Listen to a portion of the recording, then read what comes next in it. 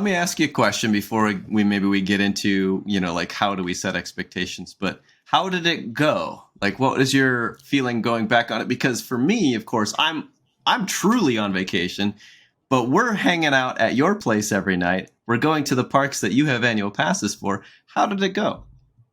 Now that everything is said and done, and I've wrapped up a week of solitude under my covers with a head cold, and I've had time for self-reflection.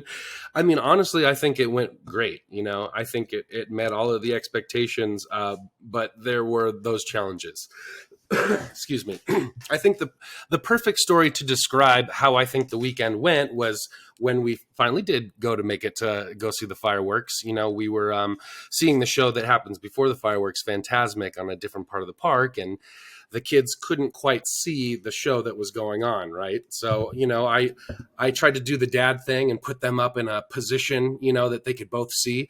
So I had both kids on my shoulders, man. I had one on my left arm, and one on my right arm. And I was just lifting them up with both of my arms, just struggling. Okay, got to make it 15 minutes of this, and my back was giving out. I could feel the cramps setting in and the heavy breathing starting, and I had to readjust at one point. I had to set them down, and I put Naomi on my shoulders, and Aubrey was in front of me on my wife's wheelchair.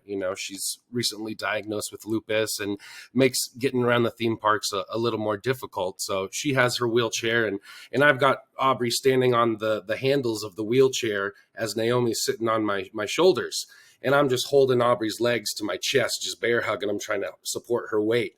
And, oh, man, I'm going through that and trying to do that as long as I can. And, I got to switch again. So I switched the girls. Naomi's on the wheelchair and Aubrey's on my shoulders. And, I've been reading a lot of Dave and Goggins books lately, JJ, about, this guy that runs these ultra marathons and on broken shins and his toenails are falling off and he's got, frostbite on his toes as he's doing these 100-mile ultra marathons and, the mindset that it takes to get in there. And, I'm like, how can I apply? That's great. I don't want to run ultra marathons, but how do you get it? How can you tap into that mindset, that extreme way of thinking as a dad for the intentionality that we want to have and the memories that we're trying to create? So I'm just sitting there like so proud of myself, JJ, like, oh man, I'm killing it as a dad. These kids are going to be so grateful. Look at me over here. I'm just like, oh, the pain means nothing to me. I'm in my zone, making sure these kids are having a good time, killing it, and then Naomi in front of me as I'm holding her goes, I'm not comfortable. I want to go on your back,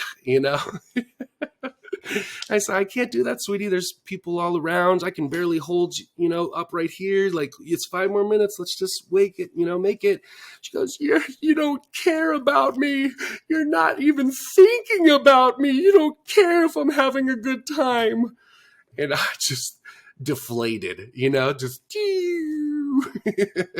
And my wife was the one that called it. She was like, that's it. We're out of here, We started dragging the kids out of there and meltdowns are ensuing and we're the family that's trying to get out in a hurry, Mama had to pull, our little neurodivergent child aside and we had a talk and we ended up finding a nice place for the second half of the fireworks show. And it all worked itself out, with some life lessons and some patience. But I think that was just a perfect example of, man, we break our backs as dads. We try so hard to ensure these kids aren't going to experience any of these hiccups and they have the most wonderful time. And sometimes it cannot even register on the brains of our little ones, huh?